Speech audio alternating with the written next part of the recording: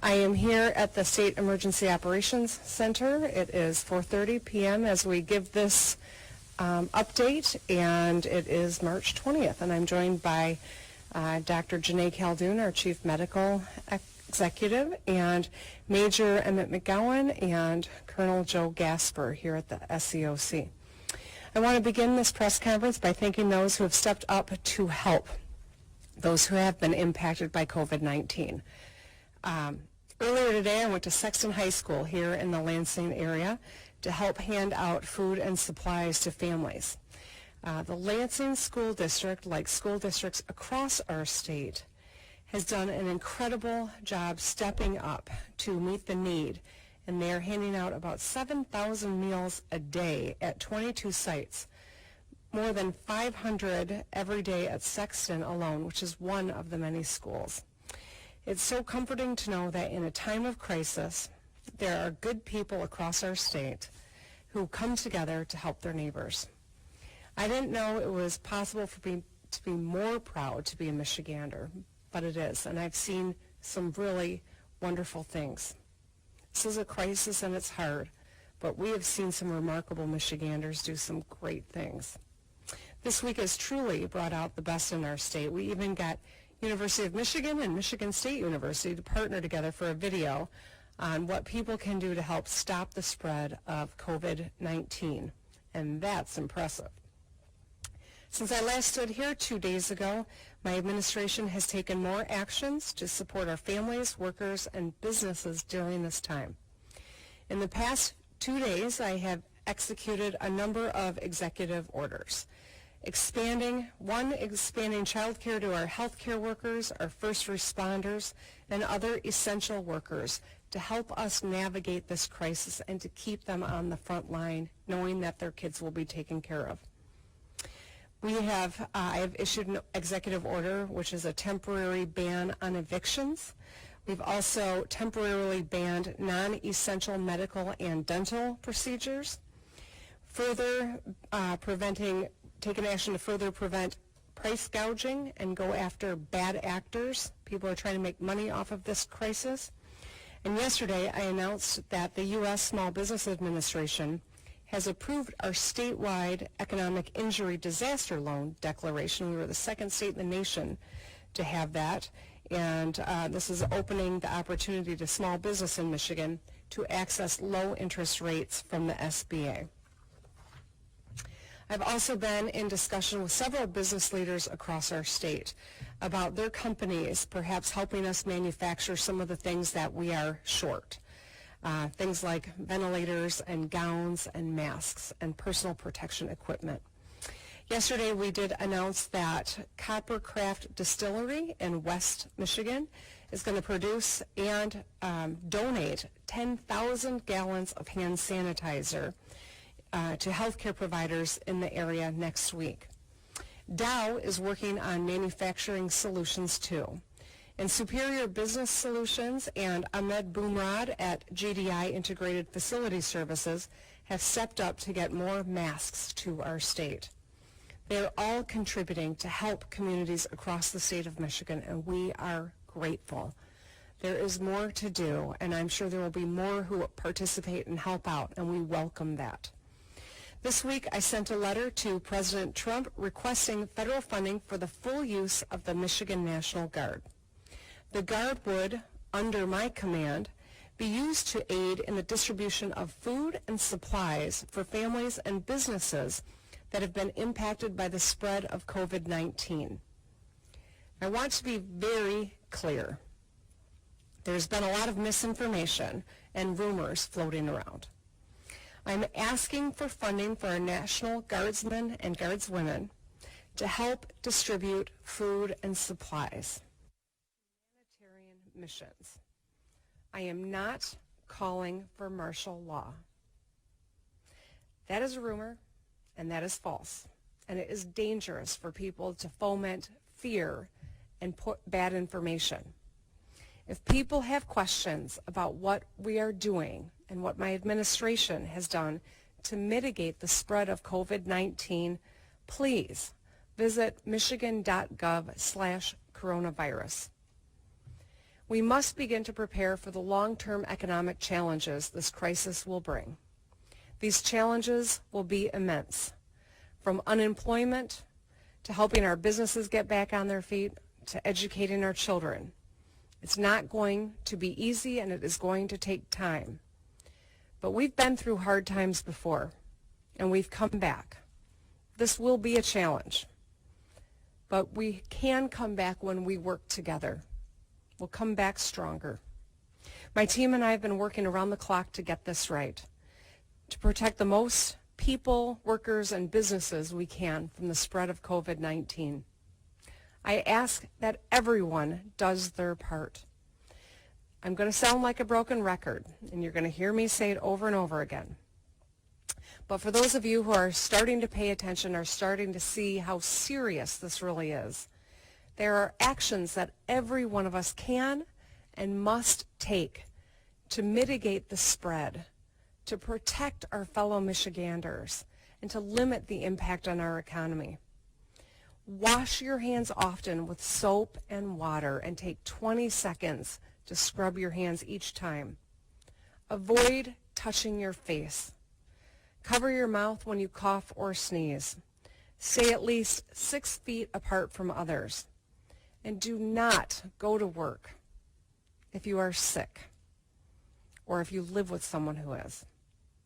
If you think you should be tested for coronavirus, please call your healthcare provider. These past couple of weeks have been a challenge unlike any we've ever seen before. But after seeing how people have risen to this challenge, I know we're going to get through this. Whether it's by passing out food with your local school district or just staying home on the couch, everyone can make a difference. There are truly superheroes among us. I'm thinking of the healthcare workers who are coming out of retirement to work on the front lines, people that are putting their health at risk to protect ours. The first responders who show up when we are in trouble. The National Guardsmen and women working to bring food and water to communities. The teachers who have no students but are still caring for our kids. The person delivering goods to the door of a homebound neighbor or elder. And the grocery store employee working around the clock to keep the shelves stocked. We have gotten through 100% of our bad days. We will get through this as well together. Today is March 20th. We should be watching Cassius Winston play his last March Madness, or Juwan Howard complete his first season as head coach. My daughter Sherry should be gearing up for a big celebration for her 18th birthday this weekend with friends and family. But instead, we are at home. Some of us are working 24/7, and it's hard. We must keep our wits about us, make smart choices, take care of our families and loved ones. And instead of focusing on what we can't control, ask yourself, what can I control? You have the power to make some decisions in your life. Think about what you can do here and now. Last October, if someone would have told you you might have a few weeks or a few months to just shut down, you might have welcomed that. Thinking about the list of books you might read, or hanging out at home with your family or your pet, or just written some emails to people that you've lost touch with. Remember, this is a challenging time, but we will get through this. Take every precaution. Make smart choices. Protect those around you. Every hand wash and every person who stays 6 feet from their peers could mean one less day of this crisis. Take it serious, because it is serious. We will get through this together, no matter how long it takes. I'll introduce and turn the microphone over to Dr. Janae Caldoun, our Chief Medical Executive. Thank you, Governor Whitmer.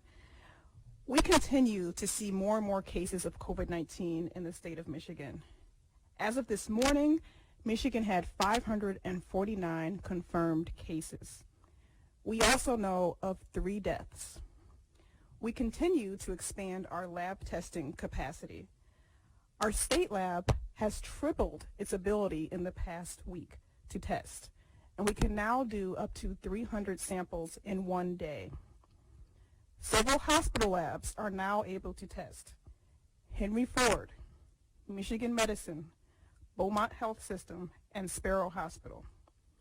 We also know that there are several private entities, such as LabCorp and Quest, that are doing these lab tests.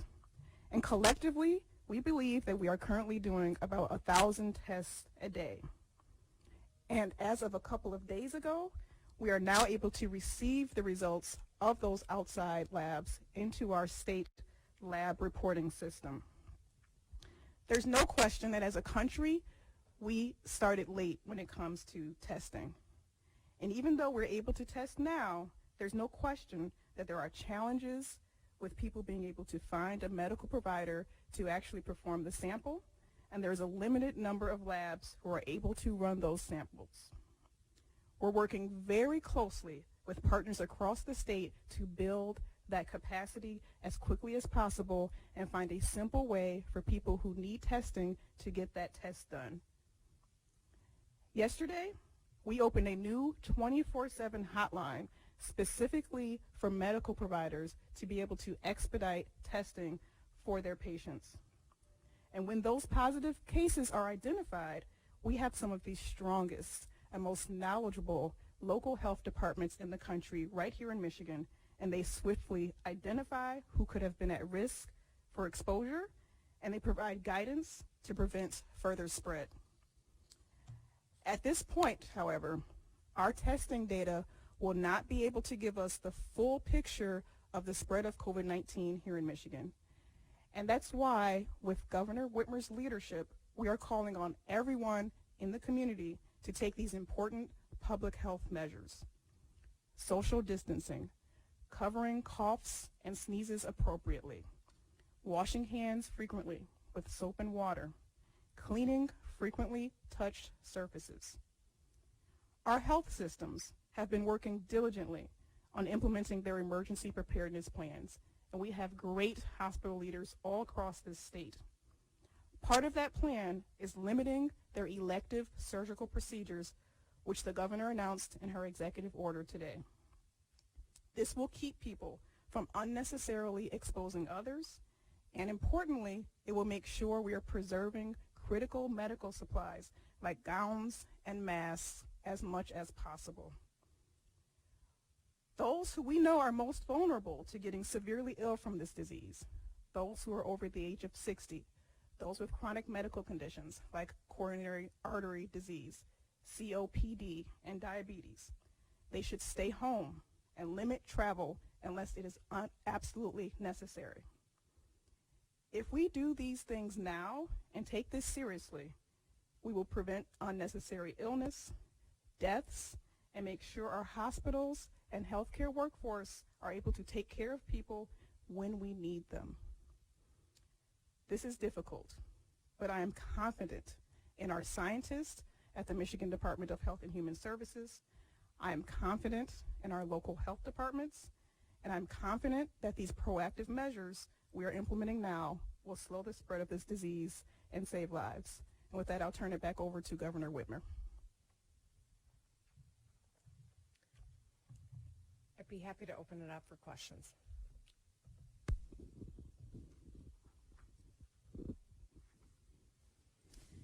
All right, Governor, thank you. Hope this is working.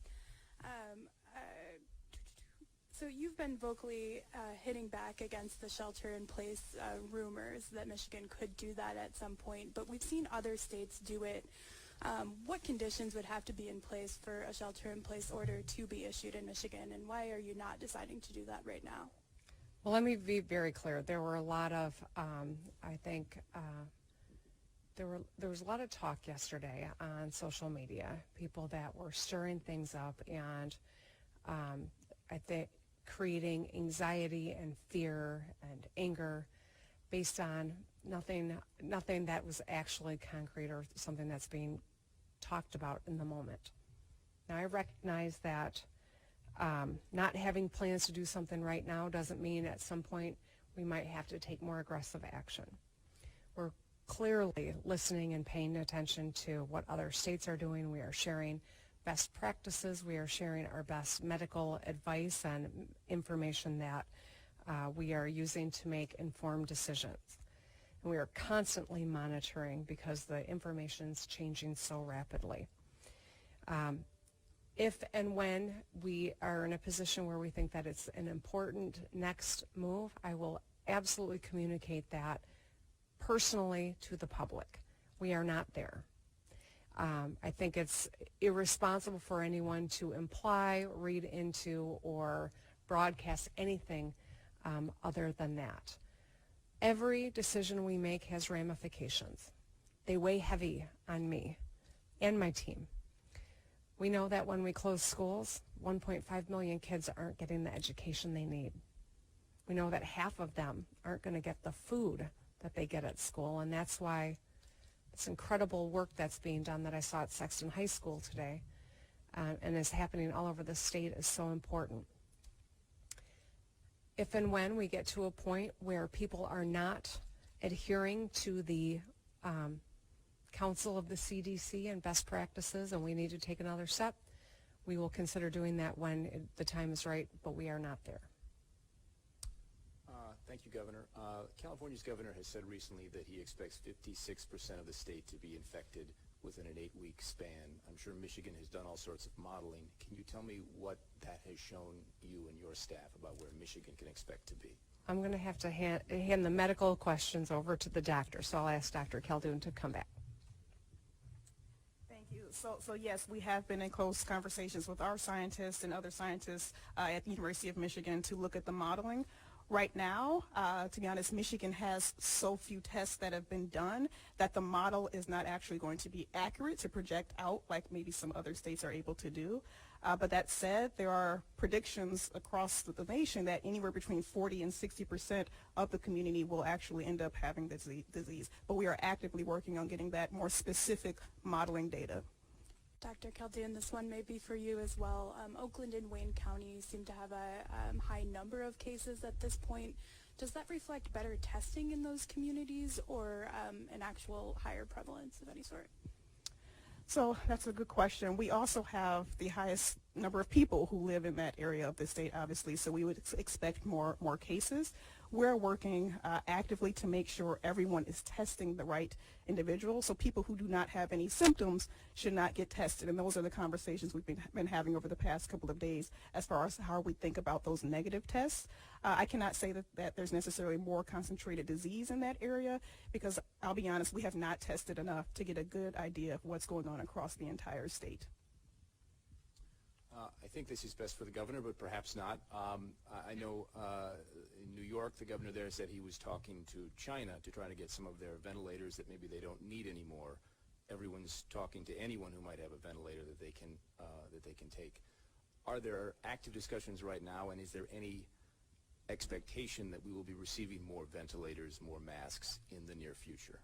So in my comments, I announced a few people, a few companies here in Michigan that were able to secure and help us get more masks. I don't have a specific number for you, but I am confident that it is in the millions, and that is something that is great, and we couldn't do that without these great Michigan businesses that are helping out. With regard to ventilators specifically, we have been working incredibly hard and thinking kind of creatively about how do we bring more ventilators online here in Michigan. And I know that the team here at the SEOC, that's exactly what this place is organized for and why we got it up and running back in February before even the first cases were known to be here. And all of the incredible work that they're doing to bring additional ventilators into Michigan or back online, I think we're going to be able to, is going to bear fruit. Is it going to be what we need? We are so far behind because frankly, the federal government didn't take this as seriously as they should have on the front end. I'm grateful that there are wonderful manufacturers in the state who have offered to help, none of whom build ventilators right now. And so manufacturing perhaps parts of a ventilator, they're incredibly complicated, clearly, because they're such an important piece of machinery. But we are working to see how we can, how we can increase the number of ventilators that are available in our state. And I feel like we're making some progress, but if the federal government is able to procure ventilators and, ship some of them to Michigan, we would be incredibly grateful. Have you been able to put any numbers on the number of ventilators Michigan has or the number we need? Doctor? Yep. Yes, so we do query all of our hospitals across the region. As of a couple of days ago, there were over 1,000 ventilators available across all of our regional healthcare coalitions. This could be for either of you. Have there been any discussions about potentially having to use dorm rooms, for example, as hospital rooms, or to increase the hospital bed capacity should we need it? Yes, I'll start and then Governor absolutely can chime in. So absolutely, part of what we're thinking about as far as healthcare workforce and capacity is also bed capacity. So that's part of what all of those hospital coalitions have to send to us is how many beds they have available. And we're also working across the state to identify where there may be additional spaces where we could actually have hospitals. And we're ordering hospital beds and other supplies in the same line. I have one for the governor. Has the possibility that K-12 schools may not be able to reopen this school year been discussed, and what kind of contingency plans would have to be in place for that? Well, at this juncture, we are 1 week into the 3-week ban, the 3-week shutdown that I initiated, a temporary shutdown.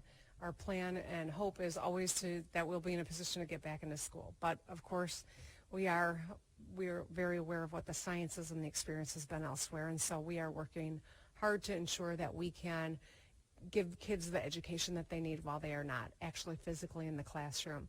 I know that MDE put out a statement today. I was dismayed to see that, frankly, and we are going to work to make sure that kids are getting the instruction or the equivalent of an instruction as needed so that they can finish this year and having gotten the education that they're supposed to get.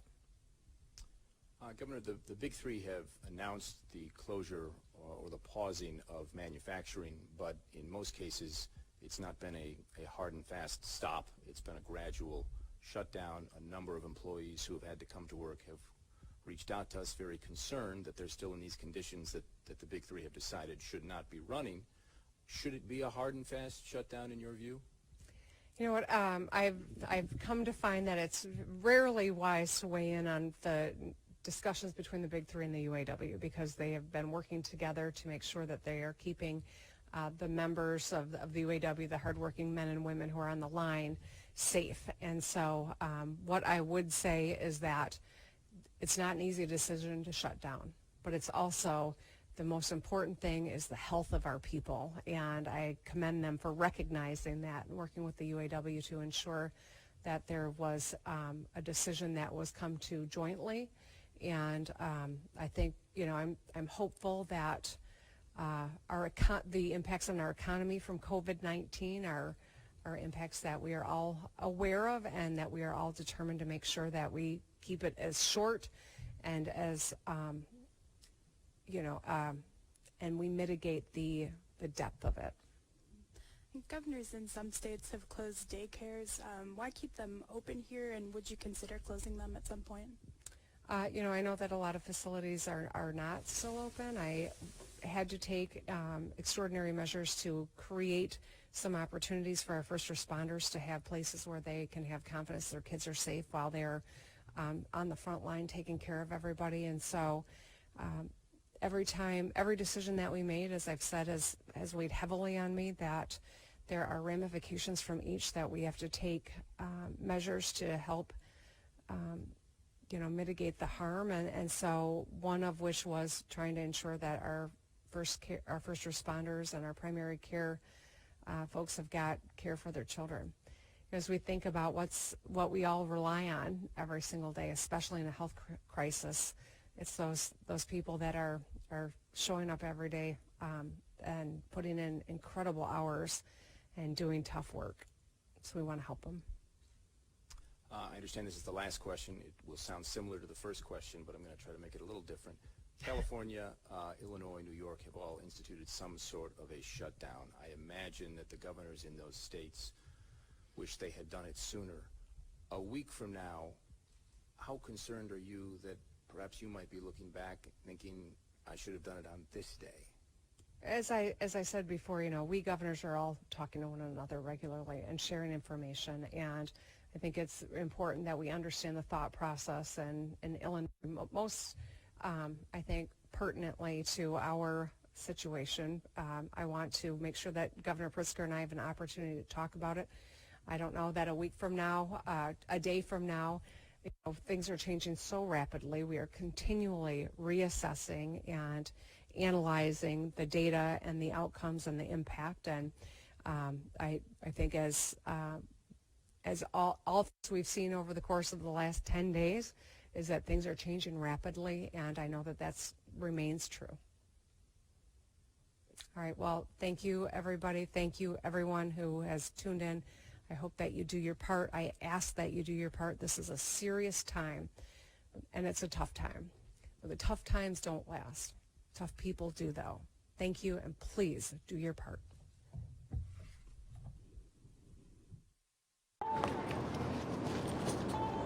怎么又晚了？这诊所太远了，这里多开几间就好了。政府里需要有我们的人，需求才会被听到。哎，你这……哎，你们两个都对，可光说有什么用呢？填好2020年的人口普查，就可以协助公共资金的分配，比如地方医疗、更多的政府席位。想要给自己发声啊，赶紧上网填，打电话也行。请上2020census.gov 完成普查。